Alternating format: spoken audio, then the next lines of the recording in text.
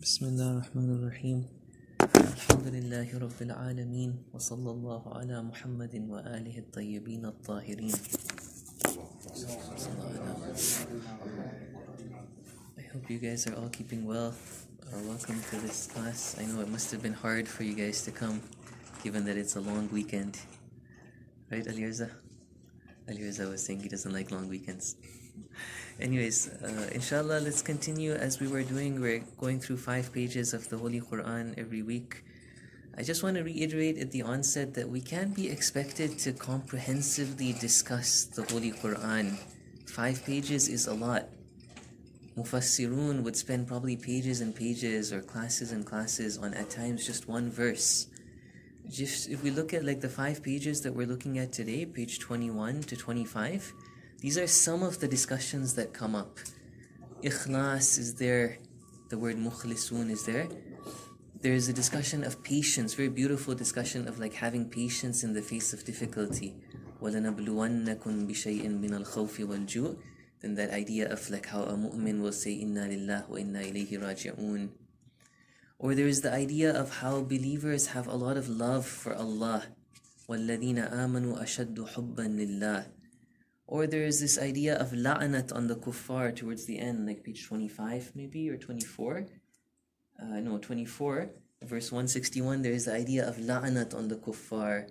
There is an idea of doing tawbah. There's a discussion that comes up of people who are hiding the truth, and then how they're going to be punished unless they do tawbah and they kind of explain the truth that they were hiding. Or there's a discussion of dhikr of Allah, fadhkuruni adhkurkum. I'm quickly listing these to kind of show how there are so many different discussions that would come up in 5 pages of the Holy Quran. The Quran at the end of the day is like a summary of Islam. And all of these concepts warrant a discussion of their own, and like going and looking at hadith, what are these concepts? How do we understand these concepts? But our goal from this class, as we said a few times, was just to kind of quickly go through the Quran, to encourage ourselves to read the Quran, to think about the Quran a little bit more. Some of these questions, maybe we won't get the answer to them in these classes. We can keep them in our mind or write them down, follow up in the future. Just even reading the Quran and getting an overview, a kind of bird's eye view of the Holy Quran is inshallah going to be beneficial and is a goal that we can keep for this class. So those are just a quick list of some of the discussions that will come up, but we probably won't get a chance to kind of go into too much detail about any of them. Inshallah, we'll start going through page 21 to 25 in order, but some of the other discussions, those were more like kind of akhlaqi concepts that are mentioned in passing in these pages. But some of the other things that hopefully we will discuss are the changing of the qibla of the Muslims. There's like a page and a half, page 22 to the very beginning of the second juz of the Quran. For about a page and a half, it discusses the changing of the qibla. So that's one discussion we will go into. If there's other things, inshallah, as we're going through them, I might write some things on the board. But yeah, inshallah, let's start then with that kind of introduction and that warning that don't have unrealistic expectations that we can really do justice to the Quran in 1 hour. 5 pages is too much to cover in 1 hour. Anyways, let's start. So on page 21, Bismillah ar-Rahman ar-Rahim, it starts off discussing again so for almost 100 ayat now, we've been looking at the Bani Israel on and off. At times the Quran is discussing, explicitly addressing the Bani Israel, that remember all those favors that we gave to you. Now, again, I think continuing in that same kind of discussion of what they were saying, one of the things that the Banu Israel and even the Christians were doing was they were doing missionary work. They were calling people to accept their own religion. And so that's what it's saying at the top of page 21 in verse 135, that they are saying if you are a Jew or a Christian, you will be rightly guided. But in response, the Muslims are telling them, or being told to say, the Prophet is being told to say that no, we follow the creed of Abraham, the creed of Ibrahim, the millat of Ibrahim. who was Hanif. Hanif means somebody who is inclined towards the truth, away from falsehood. He goes towards the haqq, towards the truth. As opposed to the root word janafa. So these are two opposites that both come in the Holy Quran. Hanafa versus janafa. We have, for example, ithman or janafan, something like that. There are verses that have this. So it's the opposite. Janafa is to kind of incline towards batil, falsehood. But Ibrahim alayhi salam was somebody who inclined towards the truth. In the last class we spoke a little about Ibrahim and how Ibrahim alayhi salam was the epitome, the foremost example of servitude to Allah. How his life was full of very, very difficult tests and how he passed those tests with flying colors. So in the next verse 136, it's somehow maybe expounding upon this Millat Ibrahim. What is the Millat Ibrahim? It is that which was revealed to the previous prophets, to us. And so the message of all the religions is the same as the Millat of Ibrahim, the idea of monotheism, submission to Allah. It is what Ibrahim and Ismail and Ishaq and Yaqub and Asbat, all of them believed in. And all of them had the same message. I think this word Asbat came in the last, or in one of the previous pages as well. It basically means grandchildren, right? Sibt. We call Imam Hassan and Imam Hussein alayhim as-salam the Sibt of the Holy Prophet. But here it's like a term that's used for these 12 tribes of the Bani Israel, each of whom go back to one of the sons of Yaqub alayhi salam. So Nabi Yaqub had 12 sons, each of them was a Sibt, or together they're called Asbat. An interesting point here is that it says that the Quran was unzila ilayna. The Muslims are told to refer to the Quran as that message that was revealed on us or to us. Which has got an interesting point that, it wasn't like the revelation just stopped when it came to the Holy Prophet. No, the idea is that the revelation is something that is coming to each and every Muslim. And so reading the Quran, allowing the Quran to affect us and hit at our hearts, and this is part of the goal of the revelation of the Holy Quran. Okay, so moving on, then the Muslims are being told that if they, the people of the book, if they believe in what you have believed in, then they have been guided.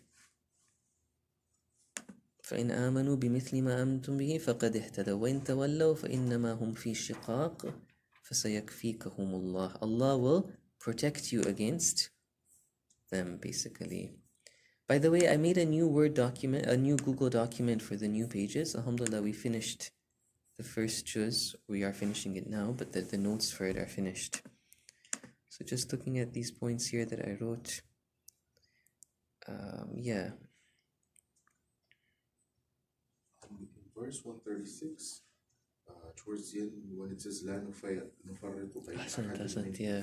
What is that? That's an important point. That I had that in mind as one thing to maybe discuss. That this idea of difference amongst the prophets, we shouldn't take that verse to mean that there is no different levels, that one prophet is not better than another prophet. Some people might get that meaning, right? لا نفرق بين أحد منهم means that each of them is the same. All of them are at the same level. But we have in, for example, the first page of the third Sibara, it says تِلْكَ الرُّسُلْ فَضَّلْنَا بَعْضَهُمْ عَلَى بَعْضٍ. Some of the messengers we have preferred over other ones. So there is this idea that, for example, the Holy Prophet is the greatest of all of them. And so in the sense that their message was one message of Tawheed, in that sense we don't differentiate amongst them. But in terms of their proximity to Allah, no. Some were closer to Allah than others. Some of them had a higher position than others. Okay, so in terms of verse 137, I don't think there's anything else to say. Yeah, so the Muslims are kind of being told that, again, this is a response. Verse 137 is somehow a response to their claim of exclusivity that we've seen again and again now, that the Banu Israel believed that they were God's chosen people, they were the only people going to go to heaven. So Allah is telling the Muslims, no, if they believe like you have believed in, if they are actually following the true message, then they will be guided people. Otherwise, they are just in disobedience, they are just steeped in defiance. Okay, that was that one. In the next verse is very interesting that it says in a very kind of strong imagery, it says Sibghat Allah. As you can see, Sayyid Quli Qara'i has translated it as the baptism of Allah. There's a reason why. So Sibgha, apparently the proper meaning means the color of Allah. And here the Arabic kind of sentence is intended to say there's something that's missing, where it's saying like color yourself in the color of Allah. Okay? Apparently that's the meaning. Or it's somehow saying that to submit to Allah, this religion of Tawheed that we're talking about, that was brought by all the prophets, that is the color of Allah. And it's apparently an allusion or a hint to this idea of baptism. That's why the English translation says baptism. So the Christians, when they baptize their children, they put them in water. I didn't see this online, but I read it in the books of tafsir, that apparently there was this way that they would baptize with a yellow color. So the water that they would baptize their children in, when they dipped them in water, would be yellow. And when the children would then have that yellow color, they would say, now this child is colored in the color of Christianity or the color of God or something like that. Whereas here, maybe in response to that, Allah Azza wa Jal is saying that it is this idea of submitting to Allah and Tawheed and obedience that is the color of Allah. And that is the best of all colors. What is وَمَنْ أَحْسَنُ مِنَ اللَّهِ صِبْغَةً? Sure, it's not just saffron, no, in the water. It might have been. It might have been, yeah. Some kind of color. Okay, so then that's verse 138. Moving on to 139. Again, the Ahlul Kitab are being told that, do you want to argue with us when our Lord is one Lord, and at the end of the day we will all be judged based on our actions?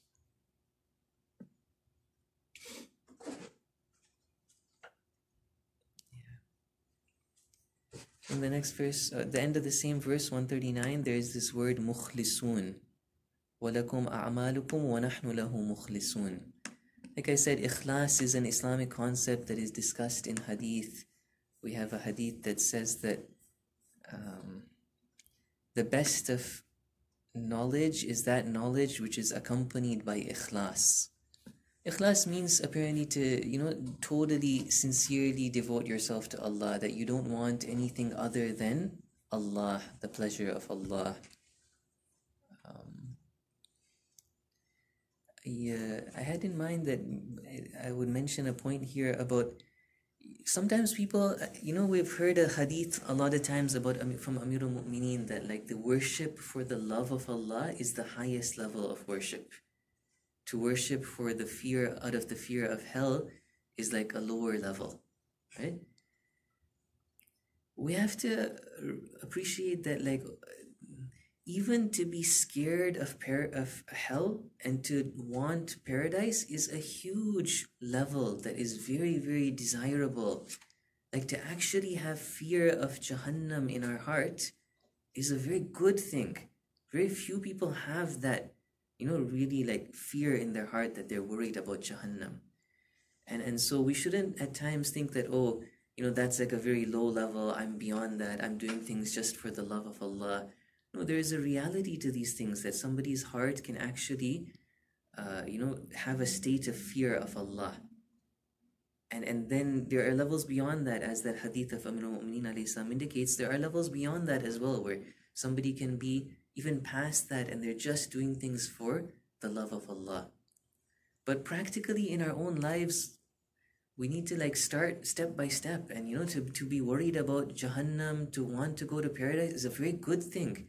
It's something that we should think about more and more, and when we're doing our actions, we should try to remember that, okay, if I do this, I'll go to paradise. If I don't do this, I won't go to hell. keeping that attention to the akhirat is a very good thing. So even when we hear about such things, about higher levels of ikhlas, we shouldn't forget this important point as well.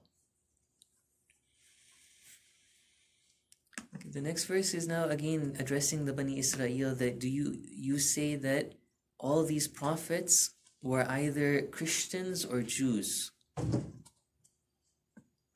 What does that mean? Like, the Jewish people were Bani Israel, the descendants of Israel. How can you now say that even Ibrahim, who was before, was on your creed? Right? So it's apparently going back to this idea that the Bani Israel saw the religion of Allah as being exclusively theirs. And they were rejecting the Holy Prophet ﷺ because he wasn't from their community. Whereas Allah is telling them, look, even Ibrahim was before you guys, and Ismail and this Arab community is also connected back to Ibrahim. It's not like you have a exclusive claim on Ibrahim. And all of these prophets at the end of the day represent the same message of submission to Allah.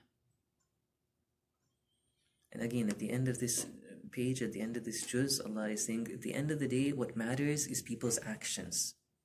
You can't say that, oh, because I am the children, we Bani Israel are the descendants of these great prophets, we're going to go to heaven. No. لَهَا مَا كَسَبَتْ وَلَكُمْ مَا كَسَبْتُمْ. Those communities will be judged based on what they did, and you will be judged based on what you do. There's an interesting point about the word kasaba versus iktasaba. So they both mean, like if you look at the English translation, they're both translated in the same way. Earn. That community will have what it has earned, and you will have what you have earned. But in terms of Arabic, there is some more kind of, there's an indication of desire and struggle and working harder that comes in iktasaba as opposed to kasaba. And so the reason why Allah uses kasaba for good deeds and iktasaba for sins is that you have to go against your natural fitrat. You have to somehow struggle and go out of the way to commit a sin, apparently. This is an explanation that's given. So there's, not in this verse, but in other verses, it says like for every soul, لَهَا مَا كَسَبَتْ وَعَلَيْهَا مَا اكْتَسَبَتْ. That it will have what it earned, and it will incur the burden of whatever it earned. But for the bad thing, incurring the burden, it uses the word iktasaba. Whereas for this good deeds, it uses the word kasaba. Okay. Moving on to page 22, that's verse 142, we now start this discussion of the change of the qibla. And over here, there is a related discussion that's very important that's going to come up about ummatun wasata. What does that mean? What does that word mean? Inshallah, we'll discuss it a bit.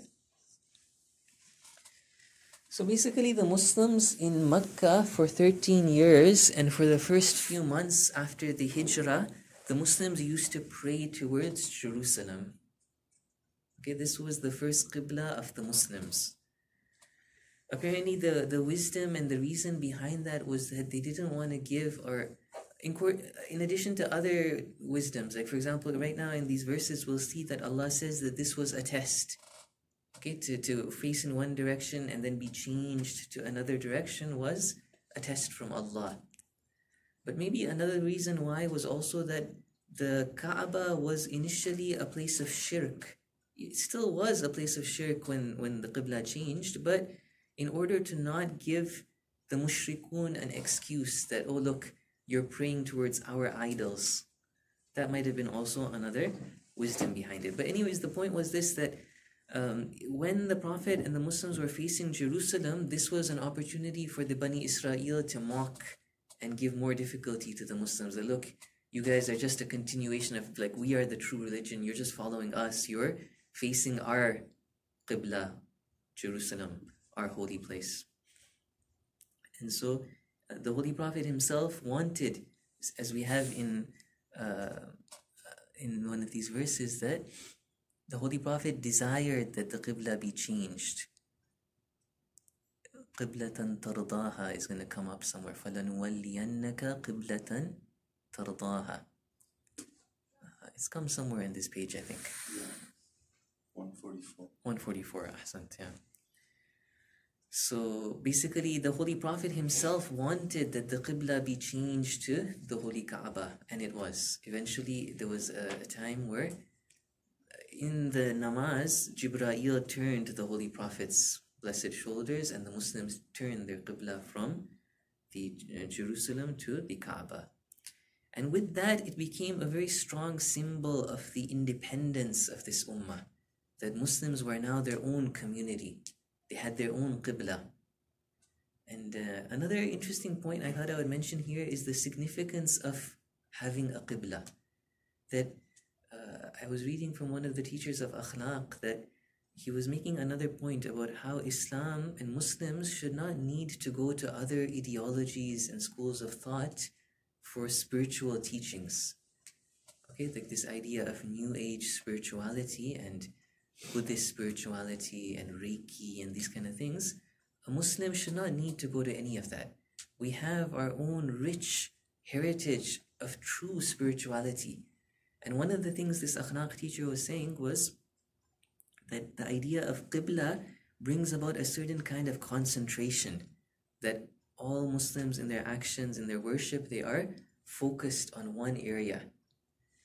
And even now, this is not from that specific quotation I'm quoting, but just generally, there is this idea that having taqwa in our life gives us a very powerful kind of concentration. Whereas other so-called spiritual people might be able to focus their attention in a certain limited time, and because of that like mental focus that they have, they may even develop certain kind of spiritual power. Taqwa is apparently much more profound, whereas it's not limited. It's like throughout a Muslim's life at all times, no matter what state he's in, his focus should be on Allah, on obedience to Allah.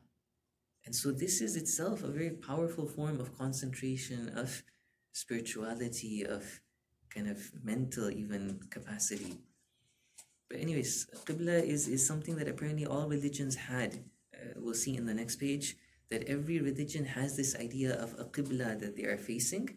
And by the Muslims being given their own Qibla, it was a very kind of powerful statement that now Muslims are their own strong, independent community. Okay, with that, let's go now into the verse 142. So it's saying basically, it's foretelling that now that the Qibla has been changed, some people, apparently the Bani Israel, will take issue with it. Okay, they're being called the foolish. The foolish among the people will say, what has turned them away? Like, why did they change their Qibla? So in response, Allah is saying that, قُلْ لِلَّهِ الْمَشْرِقُ وَالْمَغْرِبُ. Everything belongs to Allah. Allah can choose what He wants the Qibla to be. Okay, now in the middle of this discussion of the Qibla and this discussion of the Ummah of Islam, again we're going to come back to the discussion of the Qibla in the upcoming verses. All of a sudden there is a reference to this term called Ummatun Wasata. Ummatan Wasata. Where it says that we have made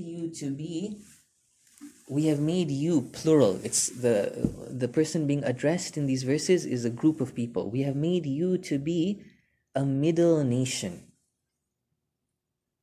so that you can then bear witness on the people and the Rasul can bear witness on you. What does that mean? Okay? So here there are many different theories of even a hadith that talk about what is this talking about. I'll go first of all with the apparent meaning that we would get from these verses of the Quran without going to hadith, without having a kind of deeper maybe understanding of things. The apparent meaning is that, okay, the same way that now we have given you a Qibla, we have also made you Muslims to be a special nation from amongst all communities, because the Muslim community is being addressed in these verses, that they have been given an identity with this Qibla, and in the same way that they have this independent identity, they are now being addressed as being also called a middle nation. So a very beautiful explanation that's given here is this, that how are they a middle nation? The Muslims are a middle nation in that they take the middle path of not going to any extreme. For example, the mushrikun were totally materialistic, and they disregarded any kind of spirituality or any hereafter. They just drowned themselves in their material pleasures. Whereas on the other hand, you had people like the monks amongst the Christians who abandoned this dunya and did not neglected their body just to worry about God and spirituality. Whereas Muslims were taught that no, we have to take care of this dunya and take care of our body and be people who live in communities and balanced in that way, but using that dunya to go towards the akhirat. So in that way, Islam is a very balanced religion, a very balanced path. Okay, is that clear? However, there is a hadith, and generally Shia Mufassirun will say that this statement here is specifically addressing the Ahlul Bayt, not addressing the whole of the Muslim Ummah. In that the Ahlul Bayt, the Imams, are that wasita, they are that medium between the Holy Prophet and the people. And one of the proofs for this that's there in hadith is this idea of being a shaheed, where it says so that you may be witnesses to the people and the apostle may be a witness to you. So the people being addressed in this ayah, they are shaheed, they are a witness over the rest of mankind. To be a witness over mankind is not a small thing. It's a huge spiritual station where you are kind of monitoring people's actions, and there's some apparently like other verses of the Quran would even indicate that this is not something small. For example, in the end of Surah Ma'idah, there is a conversation between Nabi Isa and Allah on the Day of Judgment. In that he says, Nabi Isa is telling Allah, وَكُنْتُ عَلَيْهِمْ شَهِيدًا مَا دُمْتُ فِيهِمْ, that, oh Allah, I was a shaheed, I was a witness over the people when I was there. Or other verses of the Quran as well indicate that this idea of witnessing is a very big deal. Okay? So we have hadith and we have like Shia tafasir that would say that this statement is specifically about the Ahlul Bayt only. Okay? Ummatun wasata is not about the whole ummah, it's just about the Imams. Could it also have the meaning of like mashhud, like someone who is like witness as a hujjah of God or something like that? The word shaheed can be used and is used in the Holy Quran to be mashhud. There's another verse of the Holy Quran that says sanurihim ayatina fil afaqi wa fi anfusihim, that we will show people our signs. And then at the end of it, it says أَوَلَمْ يَكْفِ بِرَبِّكَ أَنَّهُ عَلَى كُلِّ شَيْءٍ شَهِيدٍ. Is it not sufficient that your Lord is shaheed over everything? Here people say that shaheed has to mean mashhud, because it's talking about how Allah can be seen in the creation. And so here when it says shaheed, so the word shaheed can be used for mashhud, but apparently no. In these kind of verses, we have other such verses as well, where it says that the Muslims or a certain group of people will be shaheed over the rest of mankind, and then the prophets will also be shaheed, or the awliya will be shaheed, for example. That kind of shaheed is apparently no, they are bearing witness, not that they are being witnessed themselves. Yes. This is just one example amongst many examples of how the Quran is not easy to understand, and ulama have put a lot of effort and a lot of study into trying to understand what is saying. And of course, there's going to be differences of opinion, and maybe we can even say that these different opinions are all right in and of their own right. Like maybe the Ahlul Bayt can be one example of Ummatun Wasata, the best example, but Ummatun Wasata can also refer to the whole of the Muslim Ummah. Okay, then moving on, it's continuing to say that, okay, this Qibla was changed so that we could ascertain who really follows the Prophet. It was like a test for the people, that who's going to obey, who's going to follow and listen. But apparently when it says وَمَا كَانَ اللَّهُ لِيُضِيعَ إِيمَانَكُمْ, Allah would not let your prayers go to waste, it means that even the namaz that was done facing Jerusalem is not going to be invalid. The next verse, when it says, قَدْ نَرَى تَقَلُّبَ وَجْهِكَ فِي السَّمَاءِ, Allah is telling the Prophet that we saw you turning your face in the heavens. So like I said, the Holy Prophet wanted the Qibla to change, apparently, and he was waiting. He knew that Allah would respond to his dua. Like he had that desire, and Allah was going to accept it. So he was looking up to the heavens, somehow awaiting that response from Allah.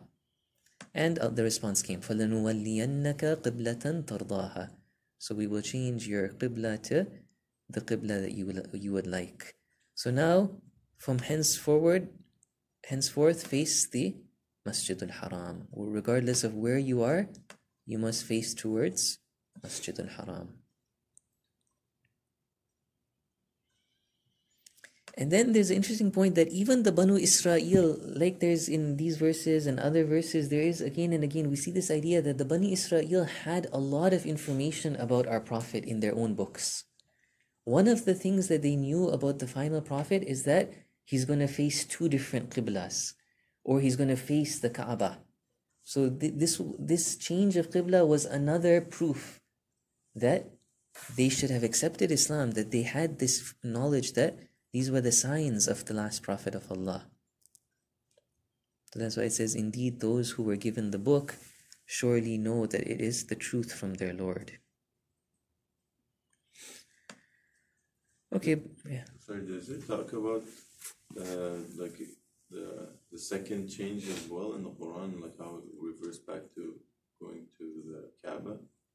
There was just one change. It was initially Jerusalem, and then it was changed to the Kaaba. Also, this is the change from Jerusalem to Kaaba? Yeah. Oh, okay. Okay, the next verse, I don't have much to say about it. It's just saying that like all these groups are stubbornly following their own qibla, their own kind of path. They're not going to change. وَلَئِنِ اتَّبَعْتَ أَهْوَاءَهُمْ مِنْ بَعْدِ مَا جَاءَكَ مِنَ الْعِلْمِ إِنَّكَ إِذًا لَمِنَ الظَّالِمِينَ. Okay, this is an interesting point. First of all, the word hawa versus shahwa, it's there in the notes. Basically, shahwa is a totally like materialistic pleasure. Okay, so worldly, materialistic lust. Whereas hawa has that meaning of falling down.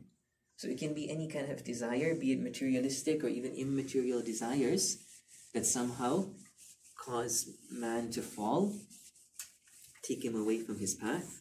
Those would be called hawa or ahwa. So in this verse that we just read right now at the end of page 22, and even in a previous verse, we had this kind of very strong threat. And maybe in other verses it's also there, where Allah is threatening the Prophet that if you do this, if you follow the ahwa of these people, you will be punished, basically. إِنَّكَ إِذًا لَمِنَ الظَّالِمِينَ. You will be from the oppressors. So how do we understand these kind of threats?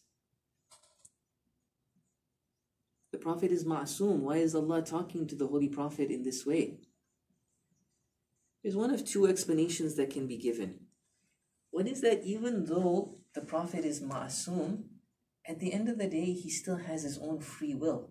And it is that connection with Allah that is also needed by him as well. Like he needs this kind of total connection to Allah, humility before Allah, Allah's reminder, Allah's help, in order to always maintain that high level that he has. Okay, this is like I had mentioned it earlier as well, that philosophically we believe that all of the creation is totally dependent on Allah. Even the Prophet with his highest of all positions, he's not independent of Allah. Whatever he has is totally being given and sustained by Allah. So such a threat, it's not wrong, and it's not, somehow disrespectful to the Prophet to say that he somehow needs this reminder from Allah and that kind of grace of Allah and even like a threat from Allah. So that's one explanation that may be given, that at the end of the day, he followed those threats. Okay, like he, unlike us who commit sins and disobey Allah, he never did anything wrong. But Allah still had to remind him. It was really like a reminder, or even we can say a threat from Allah.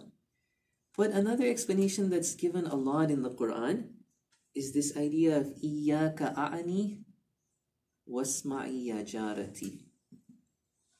It's like an Arabic saying that means, in Farsi they say something about mice in the wall. Gush, divar, mush dare, wa mush kush dare, something like that. It's the idea that like you're talking to one person, but you don't mean them. You mean somebody else altogether. So it's like the Holy Prophet was not intended by these threats. Even though the second person singular form is being used in Arabic, the real intention is that Allah wanted to threaten the Muslims. That God forbid you follow the ahwa, the base desires. Okay, these are two explanations that we're giving. Could you go over again the difference between hawa and shahwa? Both of them have this meaning of a desire that is bad, but shahwa is purely materialistic and worldly, whereas hawa can be materialistic or even immaterial.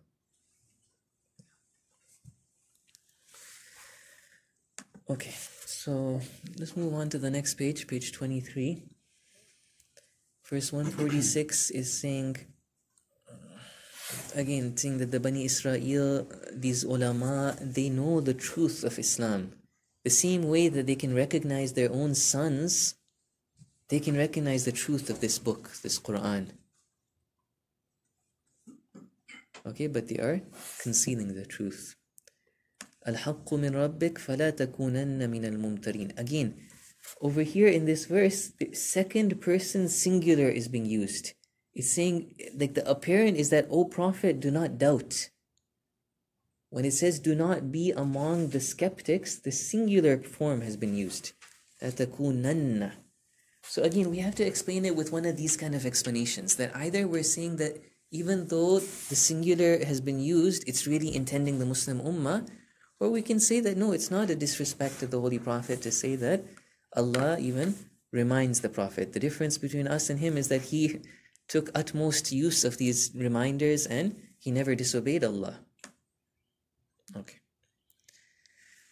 The next three verses now, verse 148, 149, and 150, are still talking about the Qibla, the change of the Qibla. In verse 148, it's saying that like at the end of the day, every community has their own Qibla. And what matters is not the Qibla as much as that spirit of submission to Allah and doing good deeds. It's like the Bani Israel are being told, look, don't make a big deal and argue so much about this change of Qibla. At the end of the day, لِكُلِّ وِجْهَةٌ هُوَ مُوَلِّيهَا. I don't know what that means, cynosure. Everyone has a cynosure to which he turns.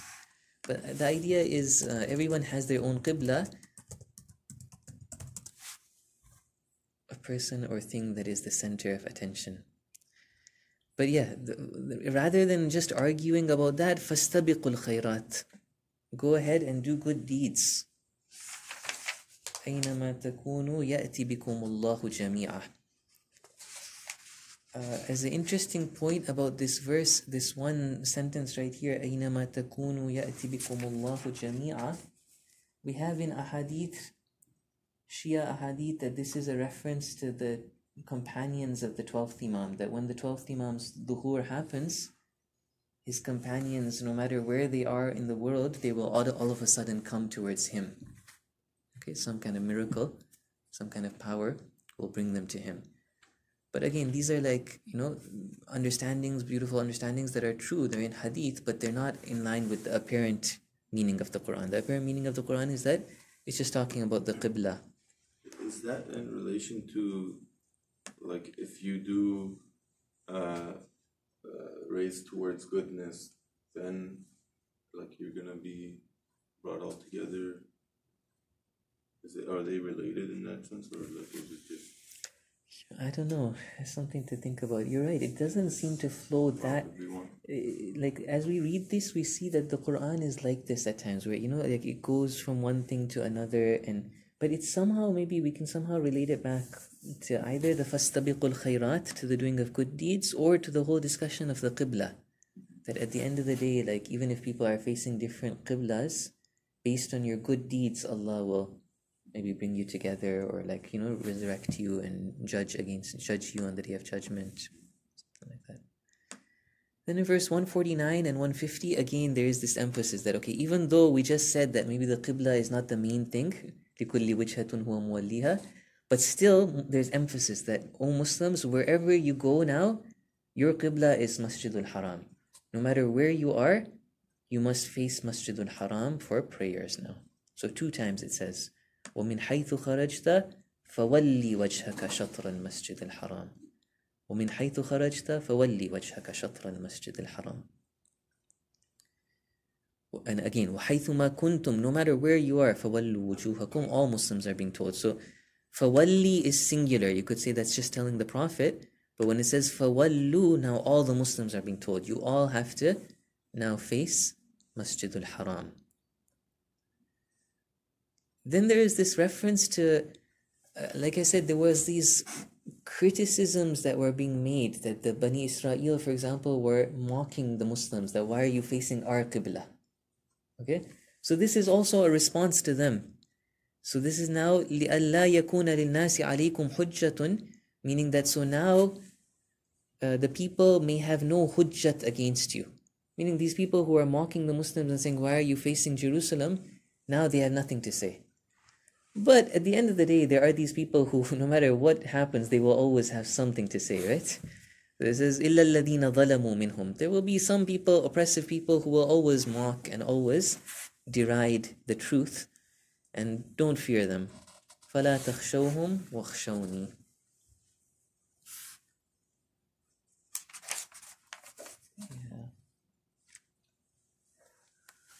Okay. So that's that. Then it moves on that this kind of change of Qibla is somehow compared to, by the way, there, in terms of the word khashya, there's a subtle difference between khashya and khawf and huzn. So in the end of verse 150, it came wala فَلَا تَخْشَوْهُمْ وَخْشَوْنِي. I'll just look at this in this book 1 second. Yeah.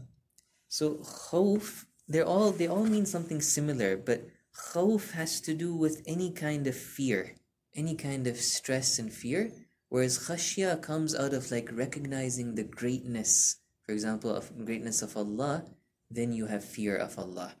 That's so khashya is kind of a higher level. Huzn is to do with the past. Huzn is like you're regretful about what happened in the past. That's the difference between khashya, khawf, and huzn. Some of these points, like linguistic points, subtle differences between words, we don't get a chance to often mention them in this 1 hour, but alhamdulillah, I've been putting up a lot of them. Actually, Ali Qasim, one of the students, was helping me. We've been putting up a lot of these in the document, so you can refer to the vocab section to see that. Okay, moving on, verse 151 now is saying that it's somehow connecting this change of Qibla to how the Holy Prophet was sent. Okay, so the same way, maybe either it's referring to the whole change of Qibla is like this sending of the Prophet, or maybe it's just the end of the last verse where it said, we are completing our favor on you, Muslims. Like we changed the Qibla so that I may complete my blessing on you. So in maybe as another example of that completion of the blessing is what's mentioned in 151, that the Holy Prophet was sent, somebody from you was sent to you to read the verses of Allah to you, to teach you the kitab and the hikmah. Again, there's different explanations of why kitab and hikmah, exactly what do they mean. I wouldn't be surprised if people differ amongst these opinions as well. But apparently one of the explanations is that kitab is more to do with the teachings of Islam, the ahkam, the reminders. Whereas hikmah, here it says, is like the sunnah and basirat. Anyways, there's some subtle difference. Maybe hikmah in Islamic sciences, we often use the word hikmah for philosophy, for the intellectual tradition. But that's definitely not what's intended in the Holy Quran. That's a terminology that came about later. So there is undoubtedly a difference here. There's a reason why Allah says kitab and then hikmah. Maybe one of the differences is that hikmah refers to something more deeper teachings of Islam, whereas kitab is like the ahkam or the letter of the law, basically. Okay, then the next verse, very beautiful verse, فَذْكُرُونِي أَذْكُرْكُمْ. Allah is telling people, you remember me and I will remember you.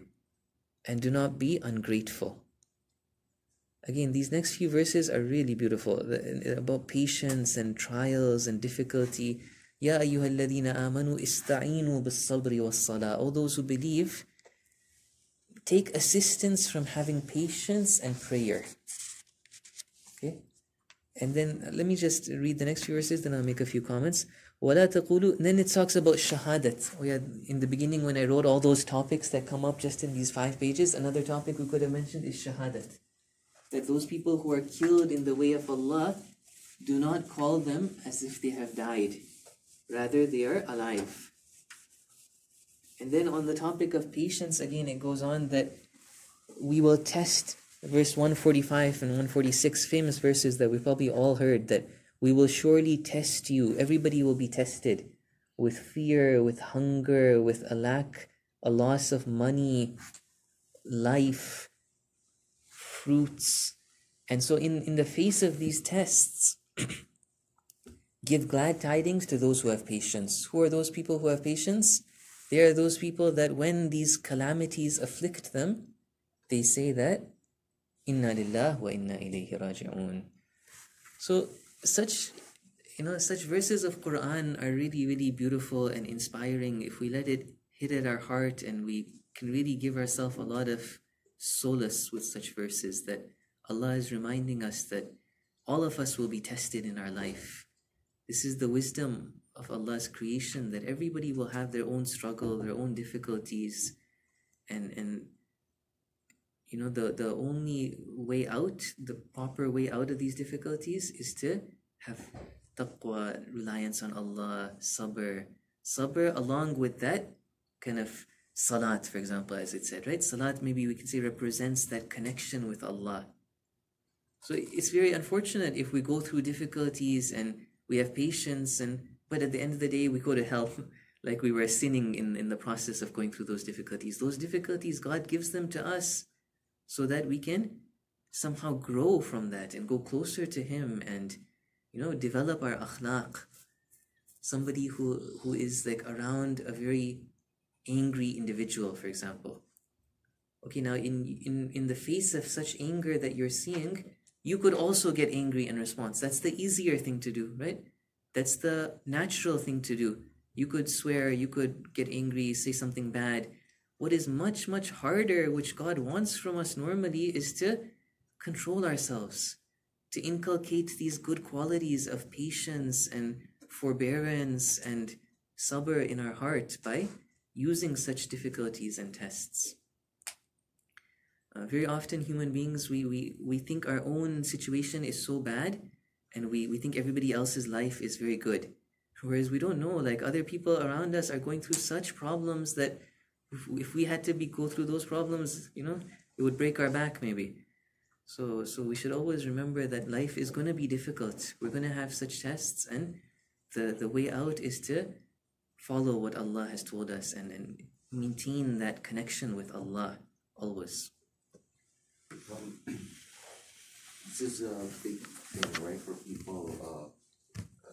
This is the pivot on which people believe whether there's a God or not, because the question of suffering. Mm-hmm. But if there is suffering, then either there is no God, or the God that is there is not good or doesn't care about us. Mm-hmm.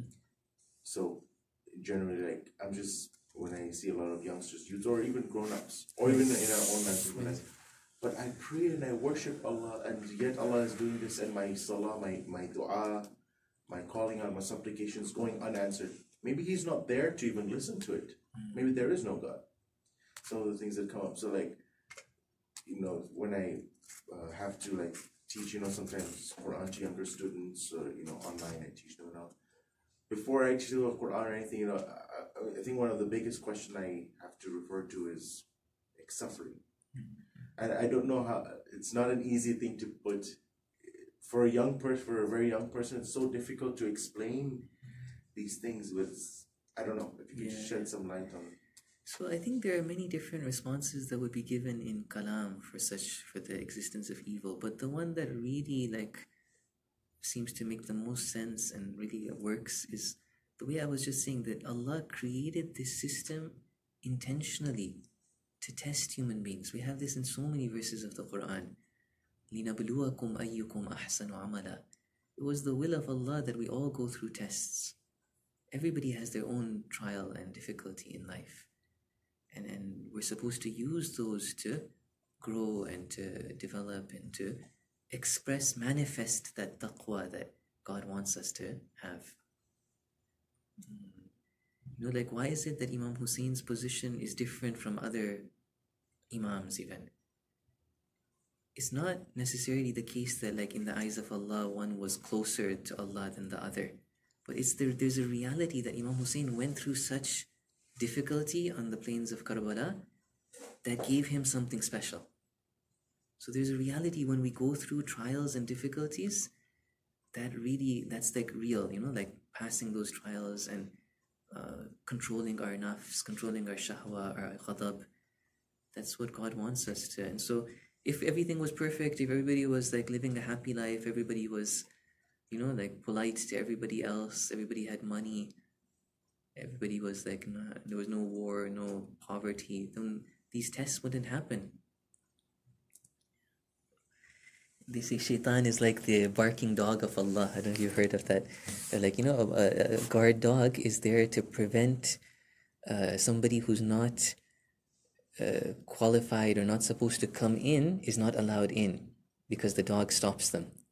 So shaitan, by giving us all these difficulties and tests, he filters out who is really like a close servant of Allah, who's obeying Allah, and who doesn't. So who gets that right to go close to Allah, basically. So, based on this, even when we talk about Prophet Ayyub alayhi salam and the conversation that's there in the Bible between shaitan and Allah, that just give me power over him. So basically Allah has permitted Iblis to actually allow strife to happen. It's in his hands. And Allah permits it. There's a discussion, I recall once I was listening to a tafsir lecture of Sheikh Bahmanpur, where he was talking about this, and he was talking about how many mutakallimun from the Shia have rejected that idea, but Allama Majlisi responded to them. And he says that, like, no, we have verses of Quran that say that the prophets of Allah never had a plan except that shaitan came and ruined their plan for them. In Surah Al-Hajj, it's there. So what's the problem in saying that Allah gave shaitan permission to cause all these, like, you know, calamities in Ayyub's life?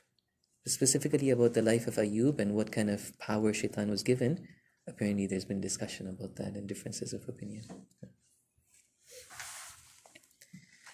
Okay, the last thing I'll mention in the last 2 minutes is this verse number 158 is talking specifically about doing sa'i between Safa and Marwa. Okay? Now it might seem to be strange. It's saying like there's no problem in doing sa'i. La junaha alayhi an yattawafa bihima.